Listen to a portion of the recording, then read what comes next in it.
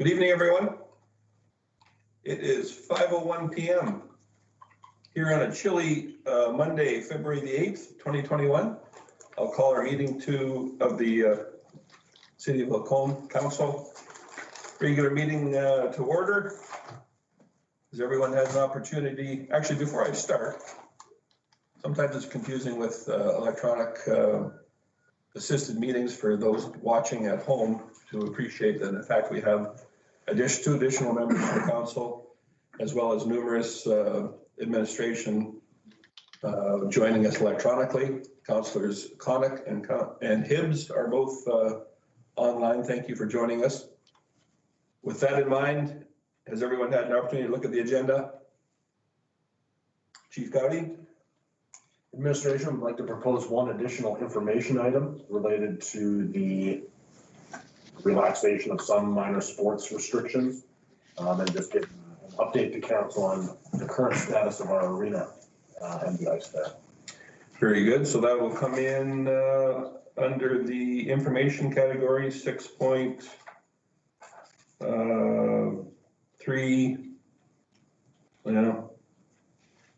How about 6.1A?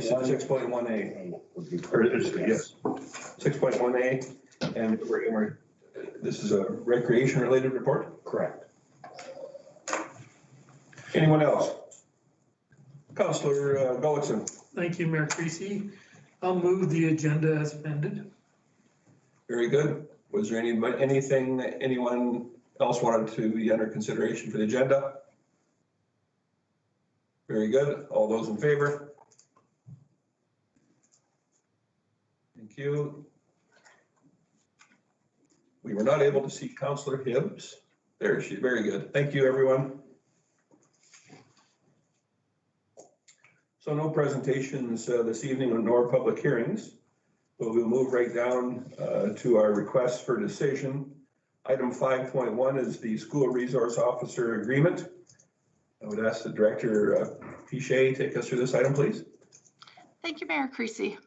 Before Council tonight is an agreement for the School Resource Officer between Lacombe County, Lacombe Police Service, and the City of Lacombe.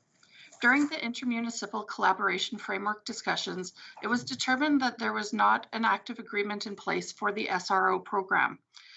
Included in this evening's agenda is a draft agreement that was reviewed by the Joint ICF Committee, which includes members of Council and administration from both Lacombe County and the City of Lacombe. The Lacombe Police Chief has also reviewed this agreement and did not have any suggested changes. Administration is requesting that Council approves the School Resource Officer Agreement with the Lacombe County and the Lacombe Police Service. If there are any questions, I'm happy to answer them at this time. Thank you.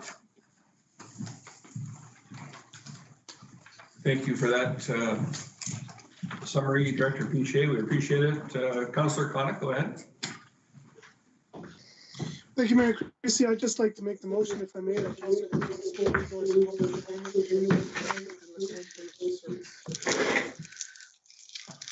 Okay. Perhaps I could have our legislative coordinator repeat the motion. I think that was somewhat garbled at our end. I expect it was for those viewing at home as well. Mr. Pettibone, could you certainly read that motion, please? Certainly, the council approved the School Resource Officer Agreement with Lacombe County and Lacombe Police Service. Was that what Councillor Connick's motion was? I just want to confirm that with Councillor Connick. Yeah, it was. Sorry, I might have had my mic. Can you hear me better? A little bit better. So, Councillor Connick, is there any other audio adjustments that you could perhaps consider? Because it started out reasonably well and then it deteriorated quickly for us here. May have two audio feeds. Sorry, I was going to say, that's all I could do on my end. I'm sorry. I guess I won't be saying much tonight. Well, Actually, that works very well now. Okay, very good then. Super. Councillor Hoekstra. Thank you, Mayor Creasy. I just have a comment. And this has been brought up before, that does Lacombe Police Service have a plan to work with other schools that fall within the city, because Wolf Creek schools are not the only schools that are in the city. So is there a definite plan, or is there a statement to be made to the police service that they also provide services to other schools within the city? Thank you. Is that an item for Director Piche or Chief Gotti? I can respond to that item. So we did discuss this, knowing this has been a concern in the past with the police service. They've assured us that they are open to providing services on a as requested basis to other school districts. The proposed agreement has been modified in a couple of small ways, and so you'll see that the former agreement exclusively dedicated this officer to Wolf Creek Public Schools, schools within the Wolf Creek Public School Division. This focuses their effort towards those schools rather than exclusively placing them there. The previous agreement also had provisions for the superintendent of the Wolf Creek Public School Division to allocate the time of the school resource officer amongst the schools within that division. That has been removed, and it is now up to the chief of police to allocate that individual's time, that officer's time, in consultation with the superintendent. So there has been some refocusing or expansion of focus to attempt to include the other schools. But realistically, I would say in function, the agreement will function the same as it has in the past. And so those schools should make requests for specific services, and they'll be provided by the local police service. Councilor Ross? Thank you, Mayor Creasy. So with that in mind, wouldn't it be the fairest to be a cost per student ratio per school? Then it's all fair by mean, like by math. Yes, I could see that argument for sure. Unfortunately, at this time, the only school division that has expressed a desire to fund the position is the Wolf Creek Public Schools. So there isn't any agreements in place with the other school divisions to provide that dedicated service. My apologies, sorry to follow up with that. So has that been put out to be fair? Because all due respect, all schools should have that same option of service, but it's a cost if one school division is paying for it and the other one isn't. There's justified to say they put in their budget, they're cost sharing it as well. Yes, I think the argument, I can see the argument on both sides. So certainly there is that side to say, well, actually Wolf Creek School is paying for it. If I was coming at it from the other side to say, well, actually the other school divisions also are members of the community, and the students that attend those schools are from families that are tax-paying residents. And so the other 50% that's not being paid by Wolf Creek Public Schools also would have a pie chart associated with it that would be like, from what we've looked, maybe 3/4 of it would be Wolf Creek Public Schools, to be fair. Most students in the city of Lacombe attend a school within that division, but there is a not insignificant portion that would be related to other schools within our city who, in theory, have some claim to that position's time. So for those individuals that are watching this and have not had the benefit of reading the material, I think it might be worthwhile noting that this agreement exists and is paid for 50% by the Wolf Creek School Division, 25% by the County of Lacombe, and 25% by the City of Lacombe. To date, I'm not aware that there's been any other schools involved in this program, but certainly if they were interested and wanted to approach any three of the parties, they're certainly more than welcome to. Councillor Jacobson. Sure. I'm not sure if either the CAO or Director Piche wants to answer this question, but I do recall from my time on the police commission that it was somewhat of a mystery because there would always be a budget line in place for the county contribution for this position, and it would just never be that amount. And there would always be a request to administration at the time to figure that out. And it makes sense now because there is no formal agreement in place.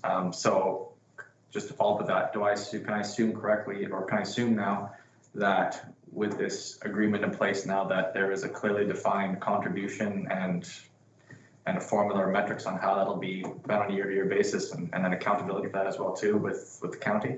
Yes, that's correct. It's specific to a first-class constable and the associated costs with the same. And so it's a defined number that there shouldn't be any room for disagreement or misunderstanding. I'm glad that was tidied up. Councillor Koenig? Thank you, Mayor Christie. I just wanted to mention that the school resource officer has gone to Father Lacombe School from time to time at the request of the school. So that option exists for any of the schools outside of Wolf Creek Public Schools. Thank you. Councillor Hoekstra? Thanks, Mayor Creasy.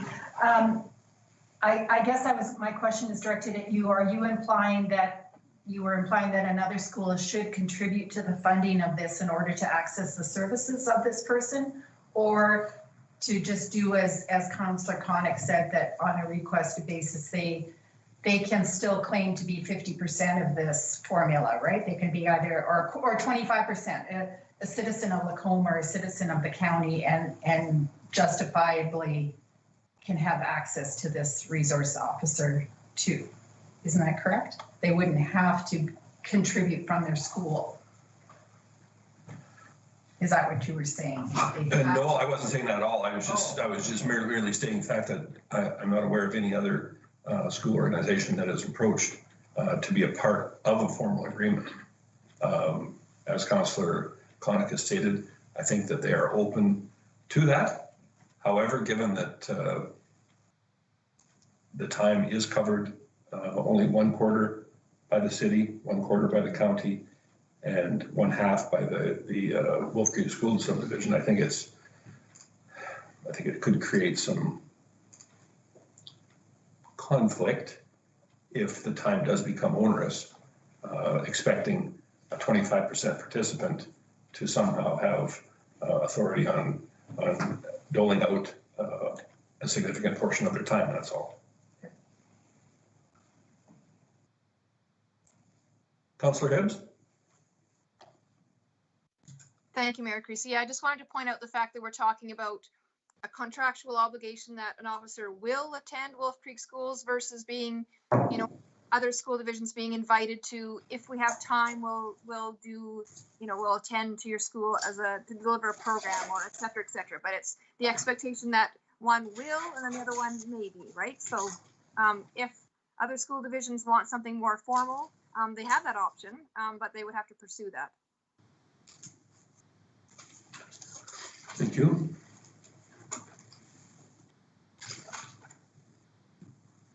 Anyone else? Someone made a motion, did they not? Councillor Koenig did. Councillor Koenig did. And there's been a bit of discussion, perhaps. Mr. Pettibone, could you just read that back so everyone's clear on the motion prior to voting? Certainly, the motion made by Councillor Koenig was that the council approve the school resource officer agreement with Lacombe County and Lacombe Police Service. Thank you.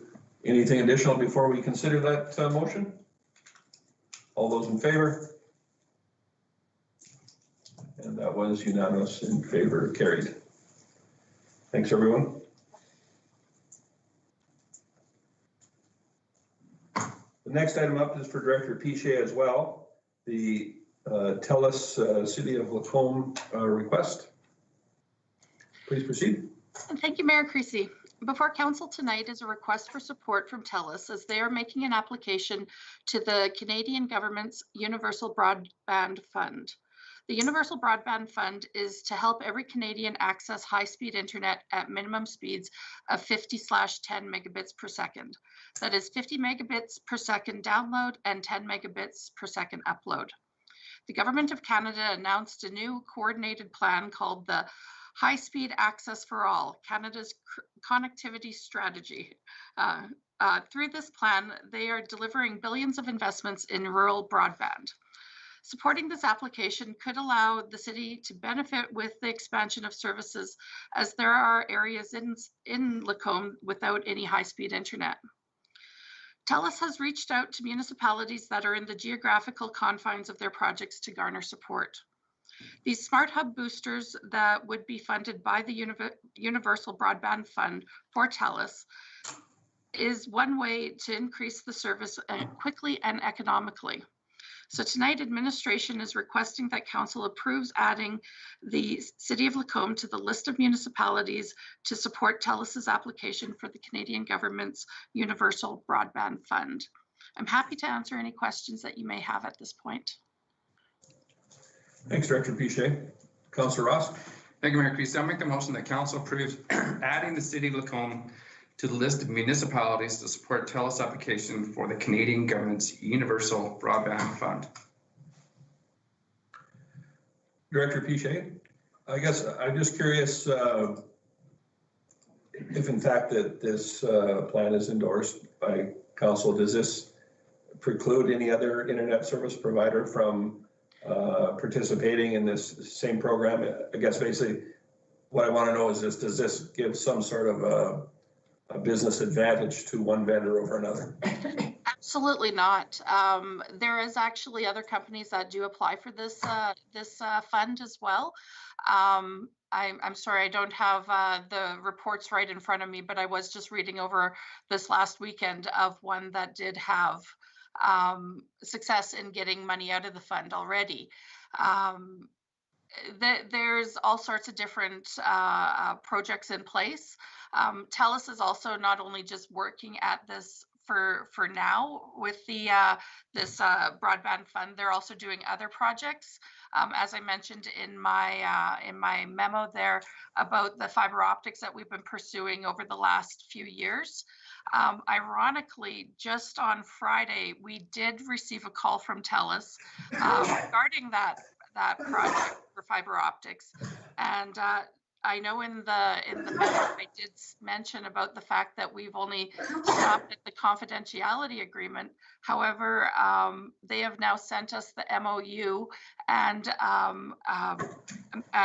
a small cell agreement, which is to improve the 5G network within Alberta as well. So there is movement in all areas of TELUS, not just in this rural broadband fund area, but they are trying to make sure that everyone does get some sort of high-speed connectivity throughout Alberta and Canada, other areas of Canada too. Thank you. Anyone else?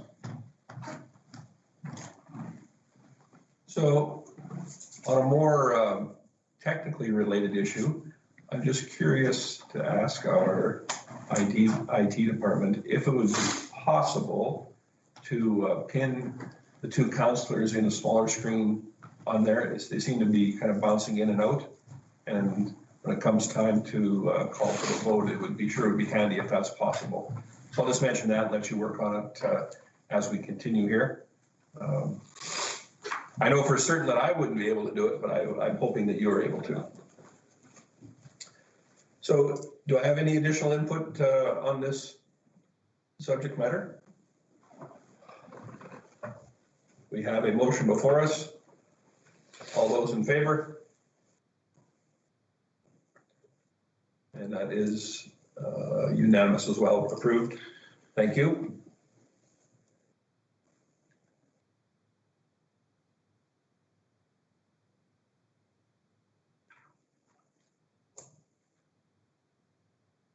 So thank you very much for accommodating me with the screen. I was perhaps not specific enough. It would be nice if there was still a screen for whoever is speaking that pops up, and then the two counselors, if they could just be pinned off to the side in a smaller format. Is that possible? You had it that way once. All Sorry, Your Worship, I believe when people start talking, I believe they should come up onto the screen. And, okay, and that won't preempt the two individuals that are there now? So the councilors are now picked, so they Very should good. stay up there. Wonderful.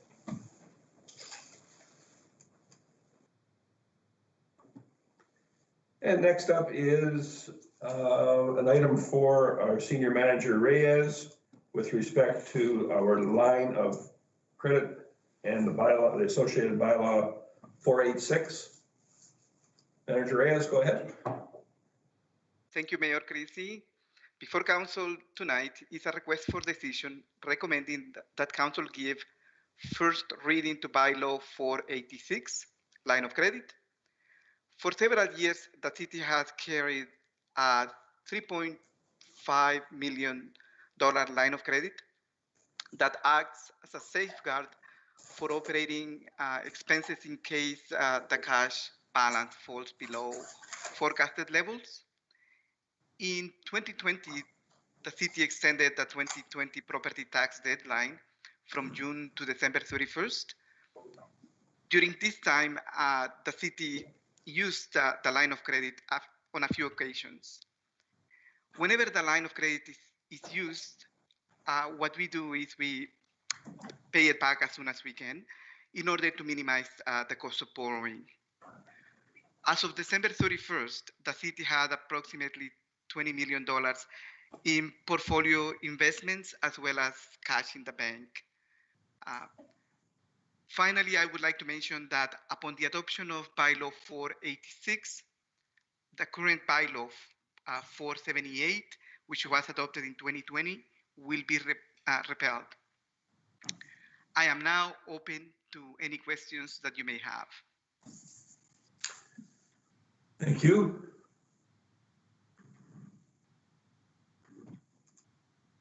Councilor Gullickson? Thank you, Mayor Creasy. I'll make that motion that council give first reading to bylaw 486, line of credit as presented.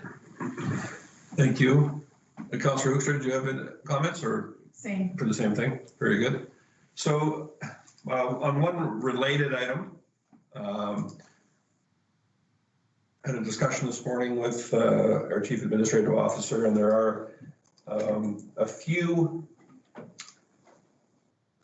I don't want to say redundant, a few business-related items that come before council each and every year that I think are Repetitive? extremely repetitive. And I've tasked him with coming up with some sort of a format whereby, not, I guess, as an example, this particular bylaw, the supplementary tax bylaw, I'm sure there's several others, could maybe just be presented in a little different format to help expedite things and consolidate them into one rather than these that come up each and every year. So council can look forward to over time, perhaps a little different format, but for now, we're going to continue on because they're necessary enough items. It's just that I think there's better options available for format. So we'll look forward to see what administration comes up with for us. Anyway, a little side note anyway, but any questions or concerns with this motion? I will call the question then. All those in favor? And I don't believe there was any opposed. That was unanimously voted in favor. So carried. Thank you.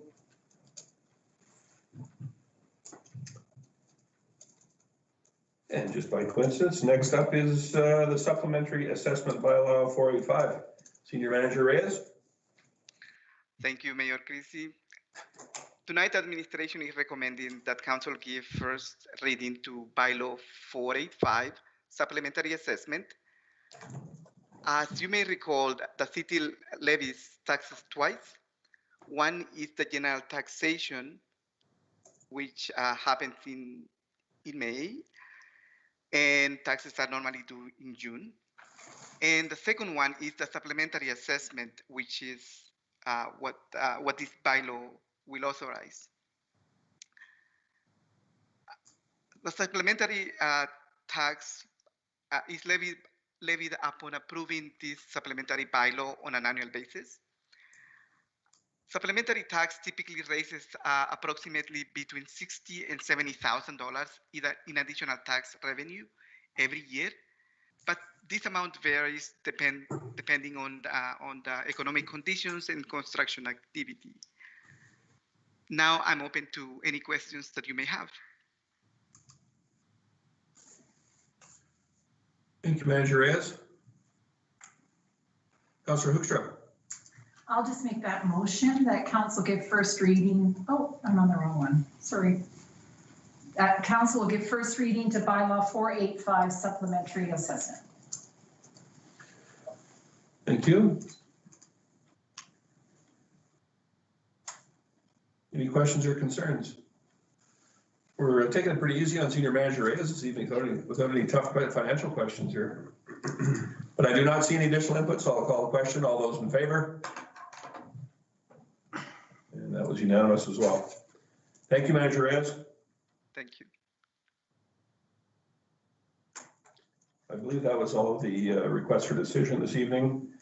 And we will move into our information portion, section 6. Oh, I'm sorry. I thought you were saying there's additional. That's funny. The first item is our administrative report. And I'm not sure if you had anything there or if you want to go right to the recreation-related report, Chief Gotti. I actually was out of the office for the last week during the preparation of this agenda, so thank you to my staff for putting this together.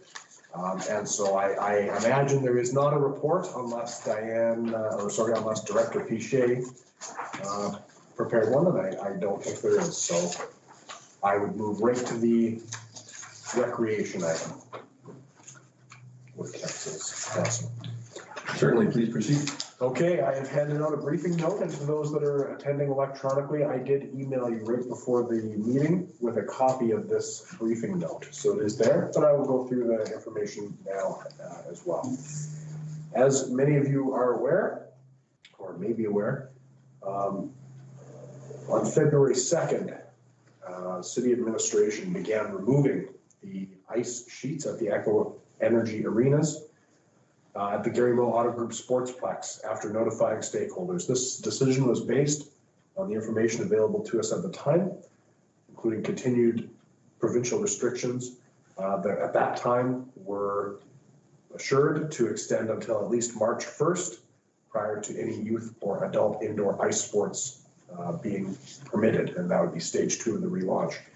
Hockey Alberta announced on February 2nd that the hockey season was effectively over, and that skills development was the only item that was possible, contingent on loosening of provincial restrictions.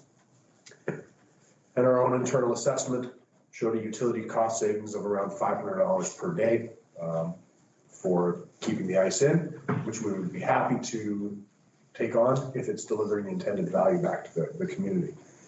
At that time, we didn't see any reason to keep it in, and potentially significant savings by removing it. So we made the decision to remove the ice. As council is aware, we are now on regional sewer, and so to avoid the cost of pumping the melted ice to Red Deer for treatment, we actually removed it with a bobcat and put it in the field to melt. And so it's not a matter simply of flipping the switch back to cold and it refreezing. On Saturday, February 6th, so this most recent Saturday, the province revisited their decision and announced that limited resumption of youth indoor sports would be allowed starting today, with limitations including 10 total players 10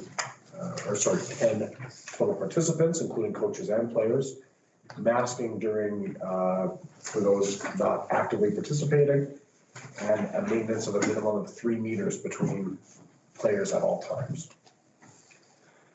With those relaxations, we scrambled, and over the weekend and today had a number of conversations internally and with users of the facility to determine what interest there would be or what capacity we would have and what the costs associated with would be with bringing the ice back in. And so tonight, I'm informing you that we will not be returning the ice. We did look at the costs to do so. The differential cost is about $35,000 to keep the ice in from now until April 30th. Again, not actually a hugely significant cost for a municipality of our size. However, once we have talked with our user groups, there really just is not the desire to keep that ice in. Minor Hockey has confirmed with us today that they are proceeding with refunds to all of their members. They did poll their members over the weekend after this information came out. And I want to publicly acknowledge that in that polling and in their communications, they went out of their way to recognize the position that the city was in and not sort of denigrate our decision-making or the process we had taken. So they did poll their members, and the vast majority of responding members did not want to proceed with training under the current restrictions. And so with that feedback from Minor Hockey, we've also talked briefly with Ringette. They're proceeding with refunding their members as well, although they, in theory, if the ice was in, have said, well, we might be able to use some of the time. We'd have to talk to our members. And figure skating has indicated that they would use between a handful and 10 hours a week. So unfortunately, with those significant user groups not expressing a really strong desire to make use of the ice, there just isn't the compelling argument to replace that ice, to reinstall it. And so we are proceeding with the removal. Should things change, we have the materials. We're prepared to put the ice in. It takes about 9 to 10 days to do that. But at this time, we don't see that as the best way to move ahead. We did talk to some of our surrounding areas to make sure that if there are citizens within our community that have a real need for this service, they are able to access facilities. And so Sylvan Lake and Innisfail have removed half of their ice. They've kept half of it in. Red Deer, Black Falls, Pinoca, and Bentley have not removed any ice, and Clive, Pinoca, and Delbert have removed their ice sheets. So there are options for those that choose to engage in minor sports or skating within the Central Alberta area, but they won't be offered here in the city of Lacombe for this season. So we are presenting this just as information this evening. Thank you, Chief Gotti. I appreciate the background, the rationale for the decision. I know that I've certainly received some correspondence from concerned parents of users of the facility, as I'm sure you have, yes, and I'm sure that council has as well. So I would say that, just as a side note, I think that those parents that I have spoken with are far more understanding of the rather unfortunate predicament that we find ourselves in, and the way that the information was trickled down to the municipalities from various sources and whatnot. I still stand by the decisions that were made. I think I may have quoted a rather different number in the dollar figure than the 35,000. I was under the impression that it was more than that. It is more than that, but the costs would be somewhat offset by the rental fees that we could get if we had a full facility. So I apologize. I should have mentioned it. $35,000 would be anticipated net operating costs for that time if we were able to fill at least 40 hours a week of ice. My apologies. With the expected use that we can see here, the number is much closer to $75,000. Okay, that's the number I was, okay, I'm sorry. No, that's fine. That's fair. The overall impact of it, but it's still a $75,000 decision that's to be considered. Okay. Thank you for that clarification. I appreciate it. Councilor Ross. Thank you, Mayor Creasy. First of all, I'd like to compliment all the administration for doing their due diligence to contact the user groups. And I would strongly advocate for, through our Facebook, community Facebook, to reiterate that on, like with the category they have on the on your one sheet here that says today's user group input, because there was a very significant amount of activity on Facebook pertaining to, the disappointment of it from, I shouldn't say all of the comments, but some of them, but I can't reiterate enough to those that are disappointed that it affects them. It absolutely does, but we can't say enough to call and ask the question and to justify why decisions are made. They're not taken lightly.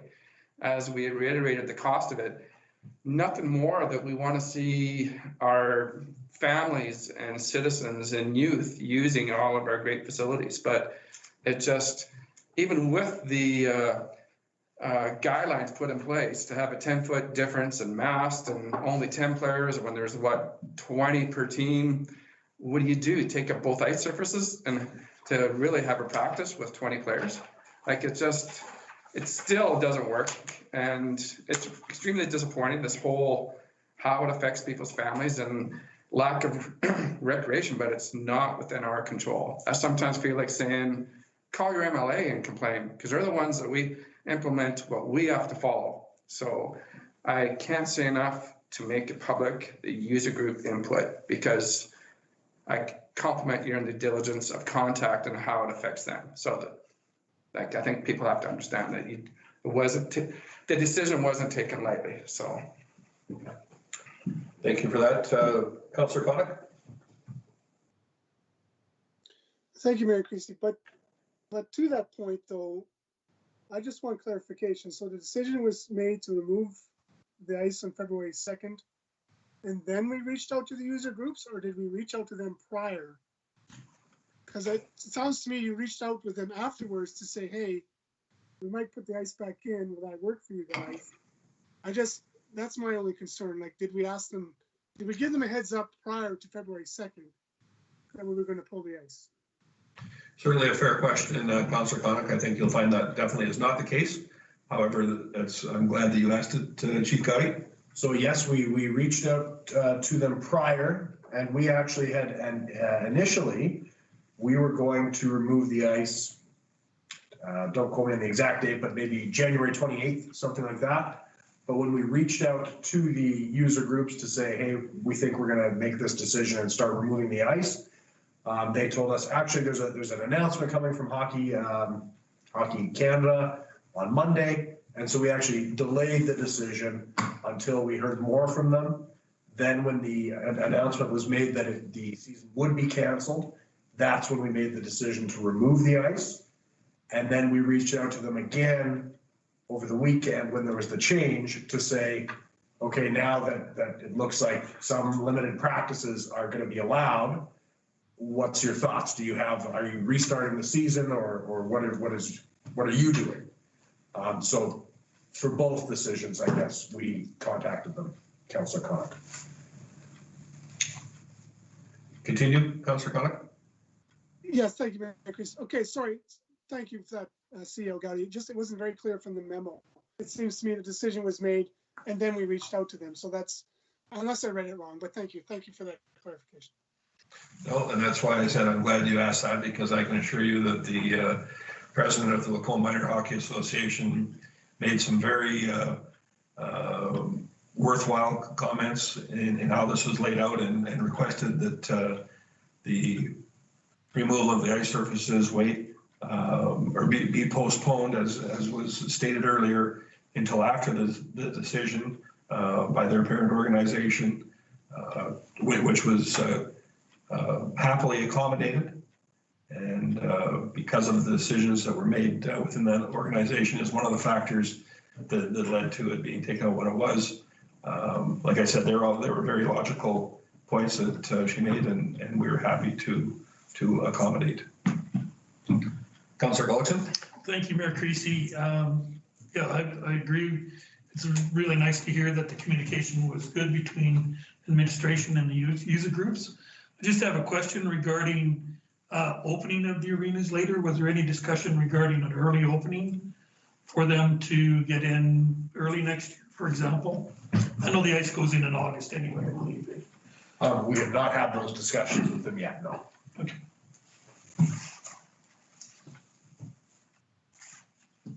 I should maybe mention though, we did talk with lacrosse about the beginning of their season to see if there would be an opportunity, should the announcements change, to potentially reinstall the ice, keep it later than normal, push lacrosse a little bit. So we have been talking with them about what those openings, those reopenings look like. We haven't got that far yet.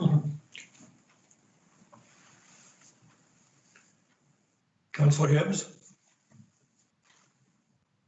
Thank you, Mayor Creasy. Just another question as regards to communication with user groups. So there was an initial communication sent out to user groups earlier in January saying that the arena was going to be closed until, I believe it was February 15th or something like that.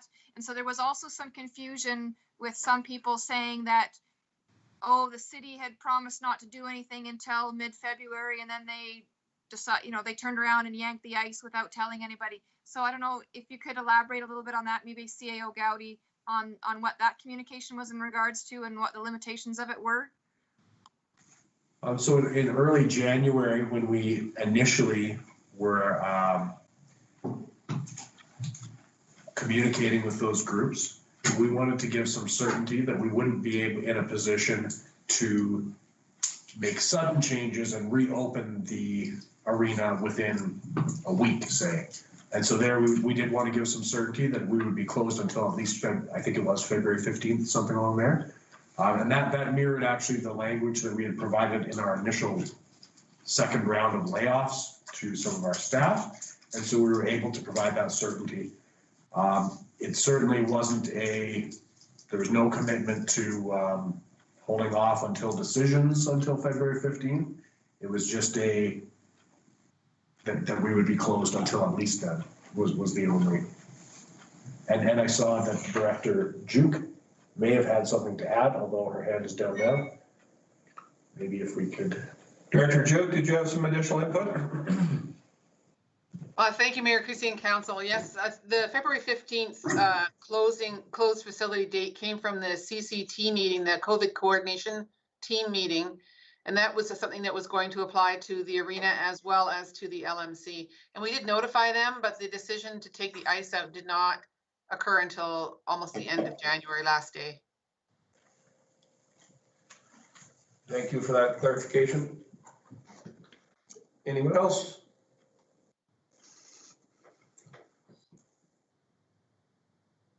So I think just one more example how COVID has created some interesting challenges. The municipalities are not immune. We're certainly not blind to the fact that these types of decisions impact our community as a whole. And we do try and take all the factors into consideration before changing access to facilities. But we know it's important to you also. I think we've went through that enough for this evening. The next item up. First off, was there any additional items you wanted to touch on? No, that's good. Thank you. Very good. In the council mailbox, 6.2.A, the 2020 year in review, you've all got a early look at what I would suggest is somewhat of a new and improved format for the year in review. Hopefully you've all had a chance to look through it.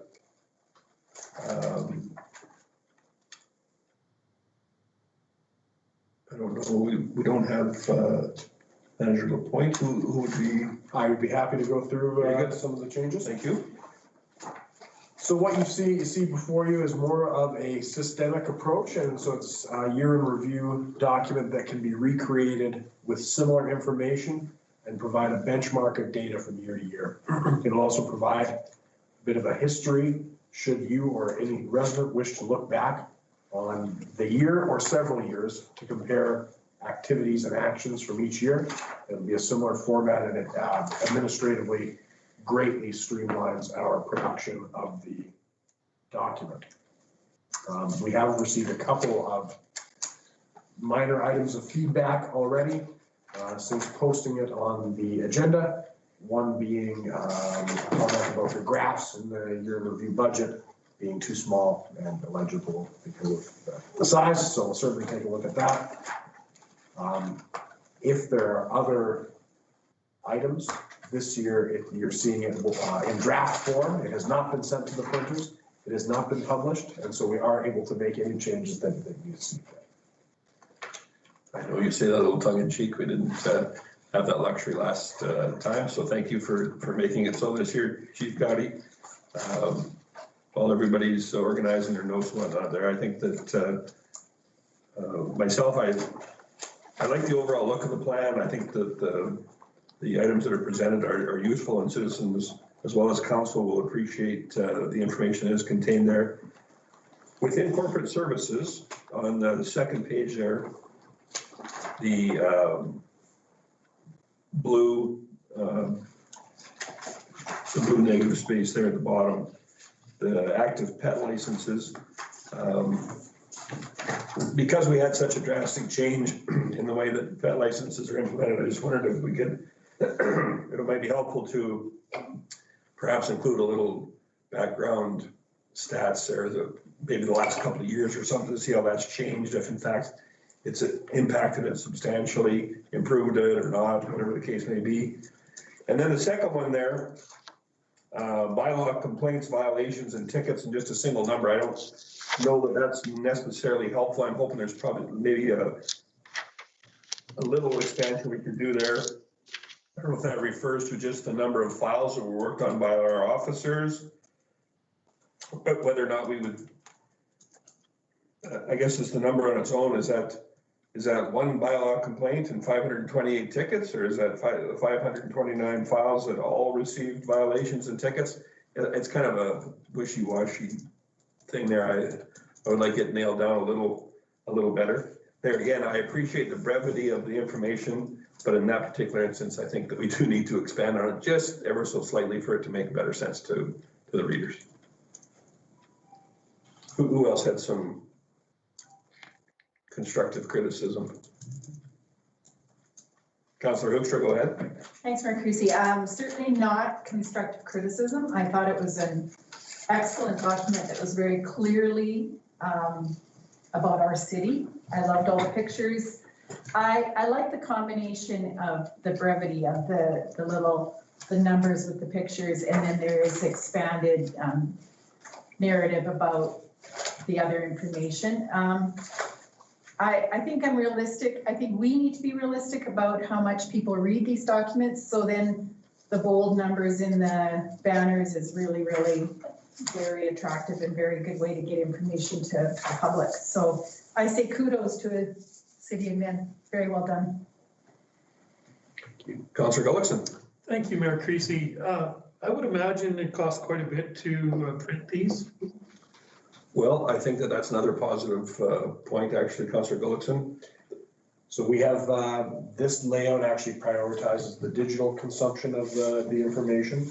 So in the past, we have spended, I mean, in the overall scheme of things, not a huge amount of money, but at a per brochure or the value, you're getting a pretty significant amount of money printing these. So we'll have a limited number of printed copies available at City Hall here if someone wants to access them, but we don't plan on undertaking a significant printing cost for this. Thank you very much. That was my point, was that I thought digitally we could get it out to the majority of people that want to see it, so.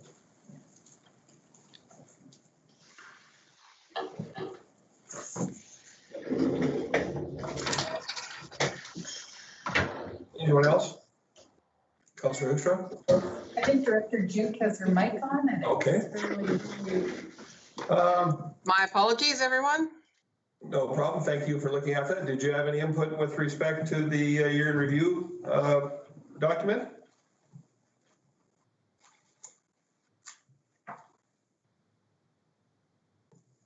We have scared out Director Juke. Did either of the councillors joining us electronically have any input on the document? We're good? Oh. Councillor Gullickson. One more question. The 61 motor vehicle accidents, those were in town, right? Yes, those are the in-town vehicles. not the highway accidents. Correct. Because a lot of those calls that we go out to are on on Highway 2, right? Yes. Councillor Roth? Thank you, Mayor Creasy. Maybe one more suggestion in regarding to bylaw. There is areas where it's significantly different is the number of orders that are put onto properties for enforcement towards mowing and yard cleanup. And I emphasize to Director Piché that that's an area that I think in area of information, a lot of people don't know that, you know, the process of the time frame or how many orders were carried out, because that is a heart and pride thing within, I guess personally myself and many others that come out forth that they want to see that area of enforcement. I don't think a lot of people know that it is. So, you know, I think people might be surprised how many orders were carried out. Just a suggestion. Thank you. I'll make sure that that appears in the final version. Well, I certainly appreciate the input on that. I think it's an important one for council and for members in the community that choose to read it. I think to reiterate what Councillor Guluckson said is I think that the administration has some clear direction that this council is not in favor of a mass printout and say it's sent to every account in the city, simply because if we're being honest, a lot of people are not interested in that material. But for the ones that are, I think this is presented in a very creative format in keeping with our city layout and colors and whatnot. I think it looks good. And from what I'm hearing is we hope that the administration goes through, makes a couple small adjustments, and we look forward to seeing the finalized document. Fair enough, everyone? I just want to be clear. You will see the finalized document upon publication. We won't be bringing it back for another review. Understood. So you're right. Understood.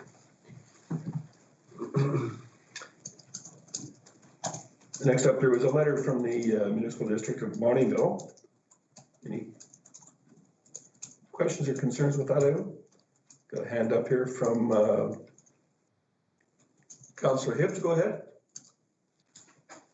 Thank you, Mayor Creasy. Actually, it was in regards to the last item. So the Lacombe Fire Department numbers, sorry, those are only for the in-city numbers then? So 312 calls responded in the city only? That's their total. Note that, sorry if that was unclear. 312 calls total response, and that includes both responses in the county and the city.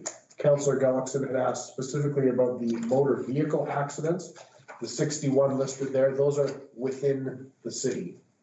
Okay, and I'm wondering then why that's specifically broken out then as opposed to the other, because as was mentioned, they do a lot of responding out of the city. It's still our fire department that's responding, but they're out of the city. I'm just wondering if there's value in pointing out that even that differential. I think there is, and I'm sure we can do that. So we'll make sure that the final document includes a little bit of a breakout of the 312, how many are within the city and how many are within the county. I think that would be valuable information. Thank you. Certainly, my apologies for missing your hand up on that last item. Anything else with respect to the year in review? I think we're good that time. So anything on the letter from the MD of Bonnyville? Councillor Hoekstra? Yes, thanks, Mayor Creasy. I guess I was curious, for those of us that were there, what alienation did Western Canadian municipalities experience in Quebec City?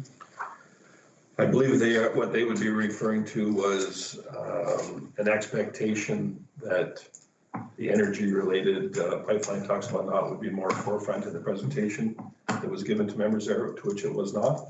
So I think there was that was quite a letdown to many members, especially from communities that are very energy focused. This letter that they have presented here I guess is asking some questions related to that, and then I would suggest leading towards asking about the desire of establishing an additional association more focused on Western topics, perhaps, in addition to the Canadian Federation of Municipalities. And I mean, we're certainly free to have the conversation. I guess, while I would like to have some of those issues a little more forefront on a national agenda, I'm just not necessarily sold on the idea of establishing an entirely new methodology of doing so. We've already got representation through AUMA and FCM, and I would like to think that there could be some sort of a system set up within them to further items that are specifically Western Canadian oriented, but certainly open for input on it.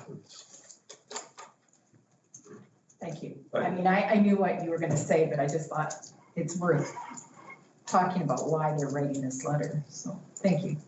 So is everyone else of a similar thought in that establishing an additional advocacy group, do you think that would be beneficial, or do we already have are we already set up to theoretically put those items forward through existing associations? Councillor Connick, you've seen many presentations, been to many meetings, both at AUMA and FCM. What's your thoughts on the issue? No, I think that what we have is sufficient. It doesn't matter if we have a Western Canadian municipalities or own separate. It doesn't, at the end of the day, I think that just further alienates us from the rest of the country by doing that. I think that FCM, as you know, I'm not a huge advocate for FCM, although I never felt, and you know, Councillor Hoekstra and I, you were there at Quebec City, and I never felt that there was any alienation at that conference, but I think they're speaking more to the initiative than the actual conference itself. But anyways, no, I think it's fine the way it is. Thank you. I would recommend. Councillor Jacobson? I just have to say, I think any new structure would just be just as useless as the current one. So I don't see any time or need to waste any time on it. Thank you. Nothing like removing the gray area. I have a mask. I can hide behind it. Councillor Ellison? Thank you. I'll agree with Councillor Jacobson on that. We don't need any more organizations. We just need the organizations that exist to do their job and to advocate for us in Western Canada. I mean, when we were I wasn't in Quebec, but in Halifax, I thought there was a lot of support for Western Canada. I felt that a lot of people were on board with that. In fact, I found more negative towards our energy industry at AUMA than I did at FCM. So I think AUMA just needs to step up. Thank you. Anyone else? Very good. We will move on to item 6.2.c, the FCS letter to the mayor and council regarding the social master plan.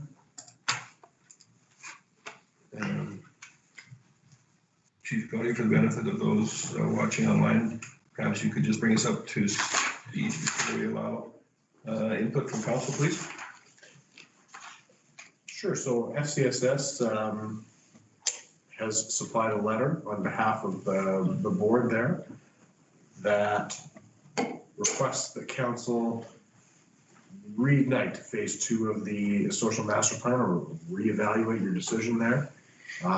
They had been anticipating some of the components of phase 2 as key inputs into their strategic plan that they are planning to undertake right away. I know that Councillor Ross is your representative on the FCSS board and was present for that discussion. So I'm not sure if he has anything he'd like to add, but certainly we did send back to the director there to ask if there would be any interest in FCSS taking on a greater role with the social master planning activities, because of course with FCSS being the social services arm of the city, their support and engagement would be critical to the success of any master planning activity. Thank you. Councilor Ross? Thank you, Mayor Creasy. As a rep on this board, CEO Gowdy and Director Duke and I met a week ago Friday to discuss this. And although I do respect that as a part of the strategic plan and the information from a study is pertinent for applying for grants and direction for FCSS, I reiterated many times at the board meeting, which was not received well, but the information provided to council to make the decision to further financially support phase 2, it was unanimous from council that we were disappointed on, as council, it's like, I want to be sold the benefits of how this is going to proceed, how has this benefited other municipalities, other communities, and so forth. And perhaps maybe as the consultant, I guess, could have been here to deliver, to answer the questions that were maybe in doubt of why the decision was made by council in that direction. And so delivery could have been maybe more informative. And I reiterated that studies are not cheap. It's a significant investment, and sometimes it's very disappointing from studies from the amount of investment is the amount of information you receive back from them. So decisions are taken lightly, but I also understand FCSS wanting feedback, and that information comes from the second phase. But FCSS has to understand that council didn't have confidence in the report of how we were going to benefit moving forward with the second phase. But then, as you can also say, well, until you do it, you're not going to know it. But then you're taking, anyways. So I guess the question is, does administration allow the opportunity to the consultant to participate in a different, more informative delivery to reconsider the decision? Or does council perhaps move the direction, as CEO Gowdy stated, to allow FCSS, but then really it's just going to be directing the money to the consultant, in my opinion, to finish it. So, because they've already started with phase 1. So I guess it's a to be determined. Councilor Hoekstra. Thanks, Mayor Creasy. I guess I was curious what kind of formal communication was there between administration and FCSS following our decision? Was there some clarity given around why we felt the way we did about the report? Because of course I was highly vocal about it. Did they understand our concerns? Yeah, like what Councillor Ross has said, that I didn't have tons of confidence in that phase 1, but I think my concerns around timing was more significant. And so did they understand that this doesn't necessarily mean that we don't believe in the project? We just question the timing. And so I guess I would like to question them, what their thoughts around the timing is. And my understanding of what a social master plan is, it is a map for the next, let's say, 5 years. And so during a pandemic, is that a time to create that kind of map? I don't know. But my first question is, what was the communication between us and them? So I know that amongst the board, a link to the actual discussion that council had on this item was shared. I can't speak, I didn't speak directly with the board. I know Director Duke had her hand up earlier and maybe has something she can add. So thank you, CEO Gowdy. I did communicate immediately with the executive director, who is the person I liaison with at FCSS, and I did communicate the high points of council's concerns about the phase 1 and the results of it. mentioned all of the points that had been mentioned in the council meeting, and in particular emphasized the timing of it. And we then discussed at length what might be done with it. I know that FCSS was very excited about the social master planning phase 1 and phase 2, and we're looking forward to the results. And so we had some discussion about what might be done now, and in particular with the unused budget, but nothing has been decided or brought forward to either the board or to council on that.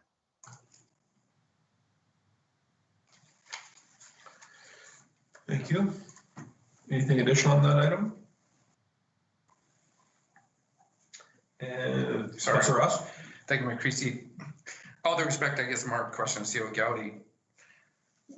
What kind of response do we, as council, provide for feedback to FCSS? As, you know, do we give them options? Is there a process with MGA that before it's back in terms of time frame? I guess, because this is probably going to be requested as upon discussion, what's further direction?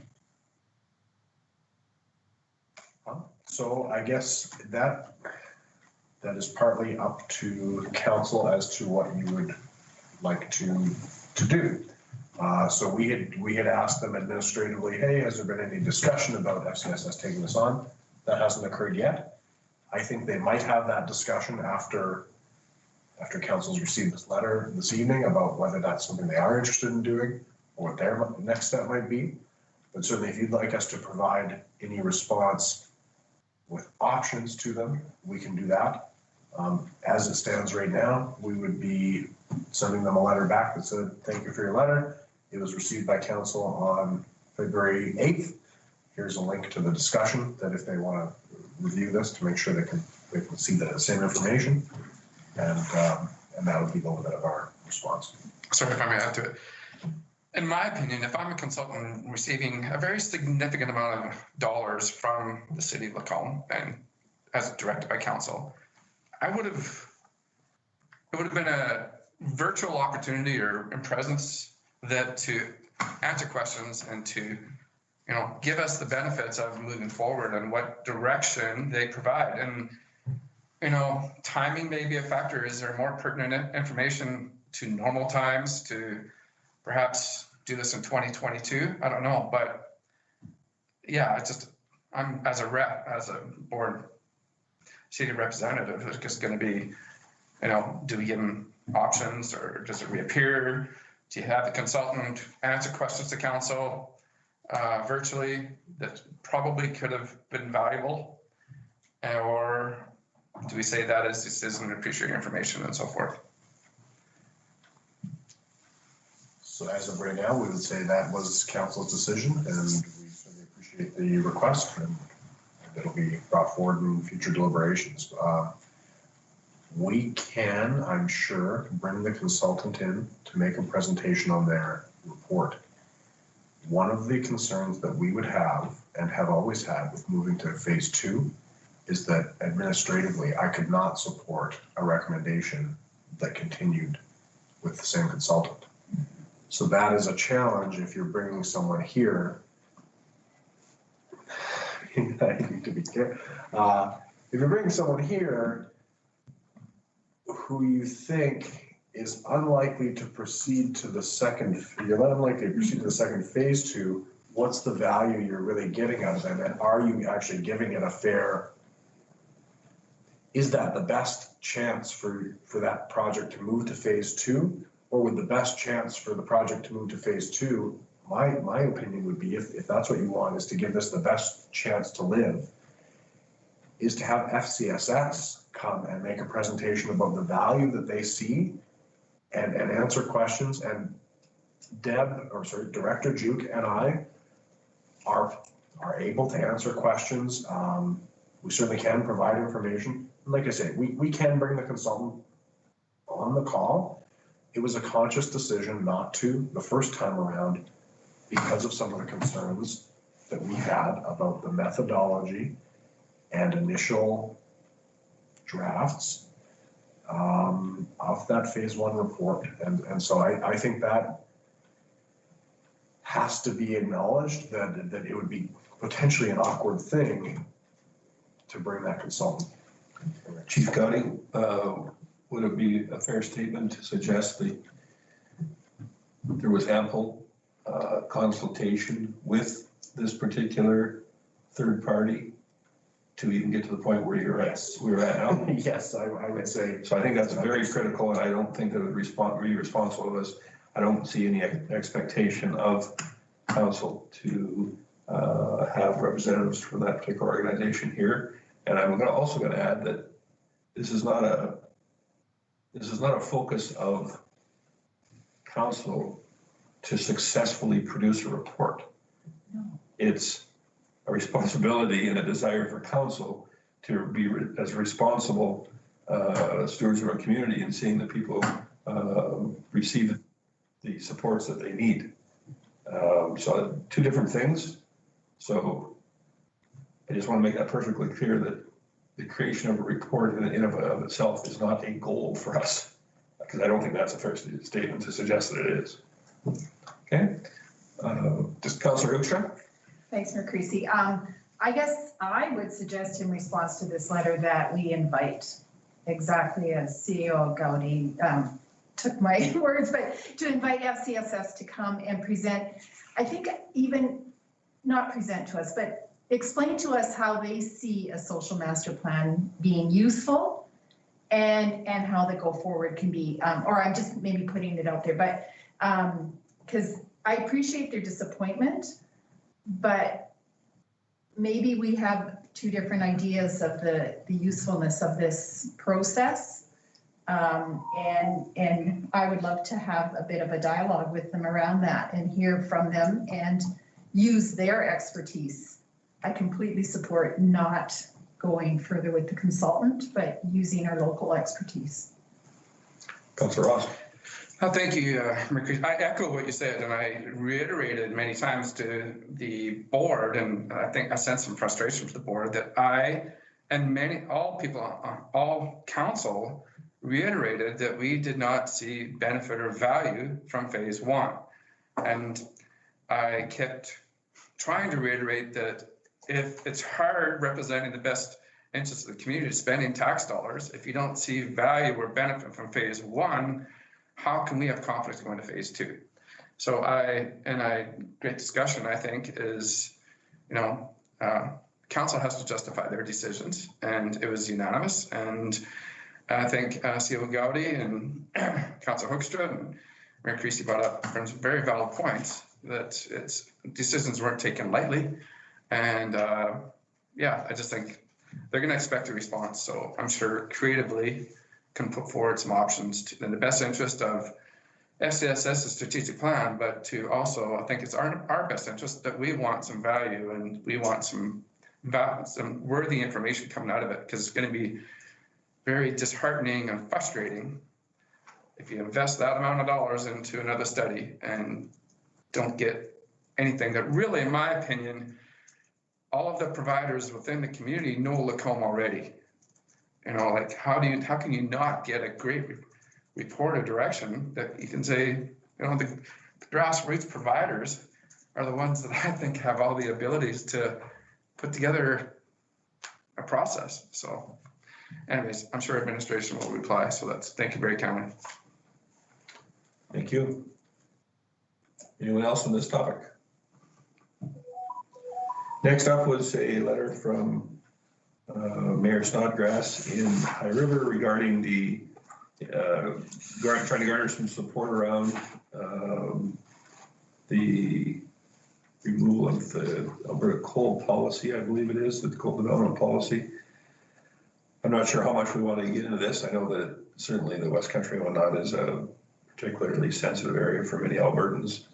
I think that there was some communication errors made on this file from our provincial government, and through conversations the other night, not specifically about coal, but with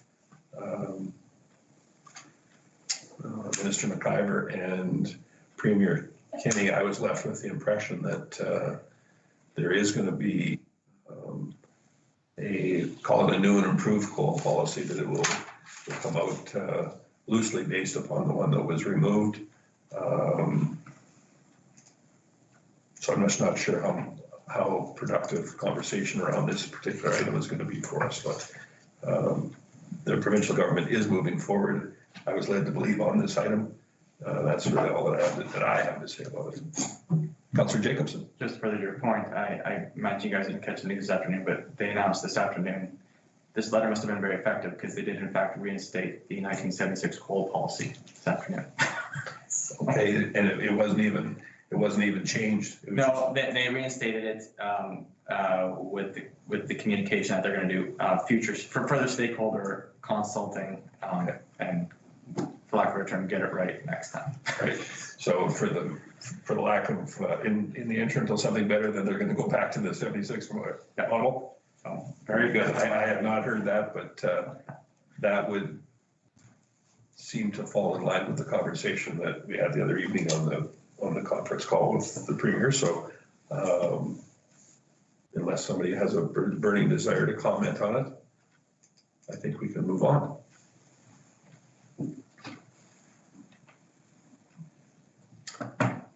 Relatively few commission and board meetings in the last period, although there is one from December 17th from the Lacombe Police Commission.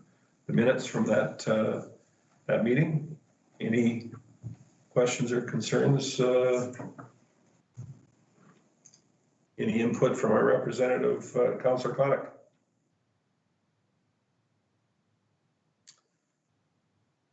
As presented, I expect. Very good. And council reports. Councillor Gullickson. Thank you, Mayor Creasy. My report is there. Only 2 items. As with COVID, we've been kind of quiet. Library board meeting, calendar sales are going well, even though we're past the date when they would be really popular, but they're still selling them. And yeah, everything else is going as well as could be expected with their doors being closed and doing curbside pickup. Lacombe Days meeting on the January 24th. Really nice to see 4 new board members. And they're enthusiastic, and as soon as we said we needed people on the executive, hands went up, and looks like we may have a real strong committee and with hopefully a bright future for Lacombe Days. Certainly very good news to have some more people step forward to help out. Really did you happen to inquire as to how it was that they heard about an opportunity to be involved? I did not. I think that would be very valuable, not only for that organization, but for others. I know that the council made a point of mentioning it several times in previous meetings, but to hear from those individuals, I think would be very helpful for lots of groups. See about checking into that for sure. Thank you. Is there a desire for more board members yet, or is that a capacity? I mean, Council Ross would have a better indication of this, but I would think we could use a couple more. Certainly, a little more diversification on our board would be really good. Wonderful. Councillor Ross? Yeah, I'll agree with Lacombe Days. It's just, I think we have some wonderful people that are a lot of energy, and it's awesome to have that, but we could always use a couple more.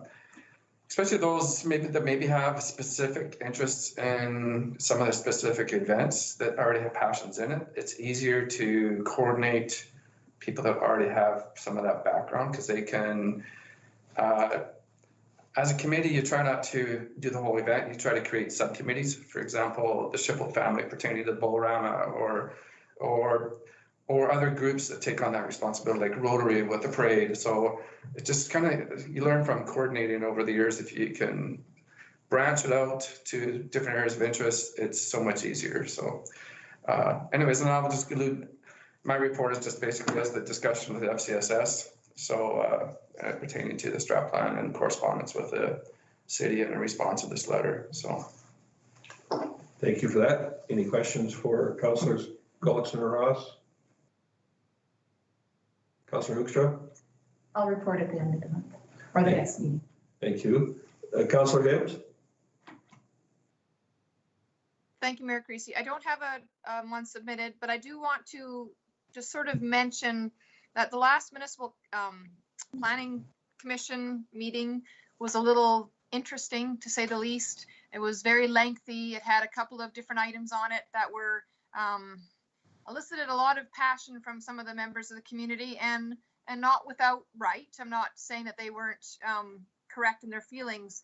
I'm just wanting to draw attention to a few concepts. One, when we talk about demolition of buildings, we're talking about buildings that are 50 years or older, which honestly is maybe not the best trigger. 50 years old is like 1970s, so I don't know. There should be perhaps some look at that. And another one was just sort of having a discussion at some point about when something is deemed to have some historical value, which sometimes is the findings of one of the committees, and it's a recommendation to the commission that should be considered. You know, what does that exactly mean?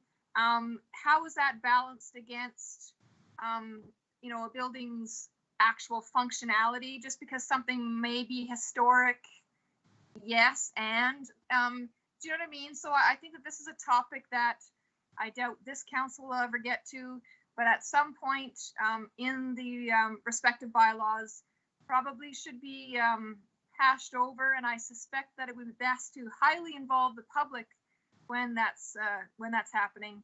But I just figured that was worth mentioning. If anybody has any questions, I'd certainly be able to do my best at answering them, or Mayor Creasy or Councillor Gullickson. But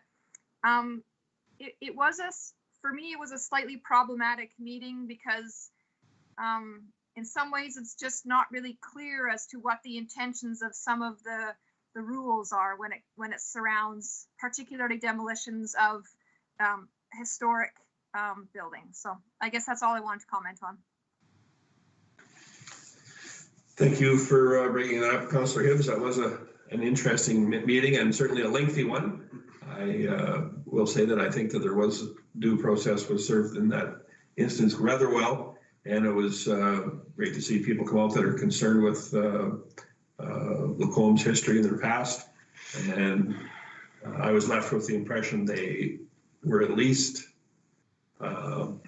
pleased about the fact that they were able to be heard,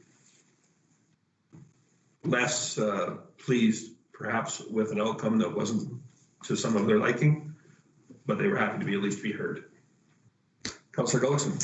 Thank you, Mayor Creasy. Speaking to that meeting also, I think one of the things that came out of it for me that was positive was that the designation of a historical building, the landowner or the current owner has to make that decision and approach to have their building designated as historical. And I think that's the important point of all of this, that you can't have somebody else come up and say your building is now historical and the value of the building has dropped considerably, or the property has dropped because it's designated a historical site. So the landowner has to be involved when the designation comes through, and I thought that was really important to get that across. Thank you. Councillor Ross. Thank you, Mayor Creasy. I kind of agree here. I mean, like, when you deem some historical, like, yeah, there can be some wonderful historical information upon the history of the ownership of the residents, or who lived in it, or how they contributed to the community. But as a historical, I kind of replied to one citizen that contacted me and I said, well, what do you expect the city to do? Because if you want to preserve this property, there's cost incurred of ownership or operational costs and so forth. And so then therefore it's either a area of interest of an individual that wants to rebuild this property for historical reasons. Great, you're contributing to the community. But I think from what the feedback I got from a couple of people is their biggest concern was density. It's, you know, like what their builder's choice is, what their intentions are of, you know, a fourplex or a duplex and so forth. And as I kind of reiterated in the past, for example, if there's a new subdivision, there's a percentage of it that has to be multifamily. And then that area, that subdivision that's probably dealt with for many, many, many years to come because there's already an X amount of percentage of it in that area. So, and I guess I kind of see it maybe a little bit unfortunate, but it all boils down to economics, unfortunately, that the best return on that investor's dollars is higher density housing or duplex or fourplex. So that's kind of in the mindset of anybody, I think, when they see or hear demolition coming, that it's a duplex or fourplex, not as a bigger lot that's going to be utilized for, you know, a big, beautiful house, right? So that's, I think, kind of the perception that people see is every time it's demolition, it's a duplex or fourplex. So how do you, on one hand, you're dealing with the economics of the property. On the other hand, people that don't like seeing intensive housing that's changing the downtown demographics. So that's just the responses that I had, so. And I believe we had gotten to perhaps Councillor Connick for reports, and you said that you did not have one, or you do have one, Councillor Connick? I'll have one for the next meeting. Sorry, I didn't get it done in time for this. No need to be, thank you.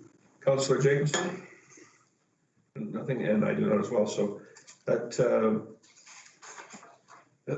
takes us all the way down to the end of the information portion. Could I have a motion from someone, please? Councillor Gullickson? Thank you. I'll move that we accept the information as information. Our favorite motion of the evening. All those in favor?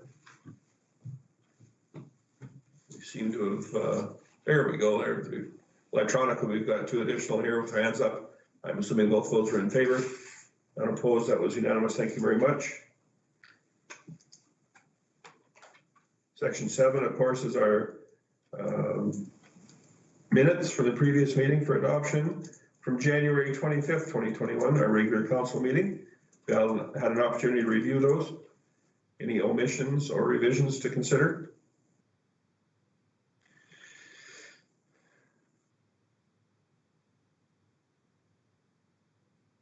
Councillor Hoekstra.